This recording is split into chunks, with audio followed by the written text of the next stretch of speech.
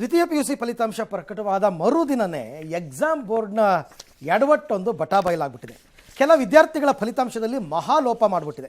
ವೆಬ್ಸೈಟ್ನಲ್ಲಿ ಒಬ್ಬ ವಿದ್ಯಾರ್ಥಿಗೆ ಹಿಂದಿ ವಿಷಯದಲ್ಲಿ 100 ಅಂಕಕ್ಕೆ 111 ಅಂಕ ಕೊಟ್ಬಿಟ್ಟಿದೆ. ಥಿಯರಿನಲ್ಲಿ 94 ಅಂಕ ಪಡೆದಿದ್ದ ವಿದ್ಯಾರ್ಥಿಗೆ ಆಂತರಿಕ 17 ಮಾರ್ಕ್ಸ್. ಇನ್ನೊಬ್ಬ ವಿದ್ಯಾರ್ಥಿಗೆ ಪ್ರತಿ ವಿಷಯದಲ್ಲೂ 100 ಅಂಕಕ್ಕಿಂತ ಹೆಚ್ಚು ಅಂಕವನ್ನು ಎಕ್ಸಾಮ್ ಬೋರ್ಡ್ ಕೊಟ್ಟಿದೆ. ಅಂದರೆ 600 ಮಾರ್ಕ್ಸ್ ಇರೋದು ಟೋಟಲ್ಲು 683 ಮಾರ್ಕ್ಸ್ ಕೊಟ್ಬಿಟ್ಟಿದ್ದಾರೆ. ಪಬ್ಲಿಕ್ ಟಿವಿನಲ್ಲಿ ವರದಿ ಪ್ರಸಾರ ಆದಮೇಲೆ ಈಗ ಅವರೇನೋ ಪ್ರಮಾದವನ್ನು ಒಪ್ಕೊಂಡಿದ್ದಾರೆ, ಸರಿ ಮಾಡಿರ್ತಾರೆ.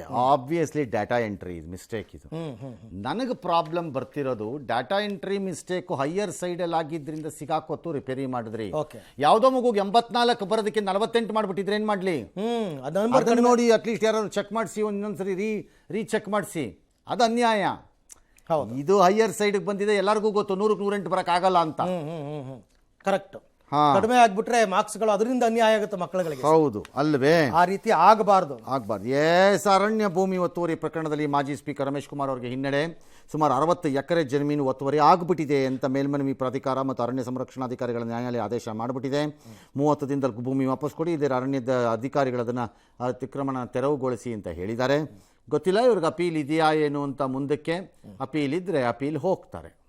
ಎಸ್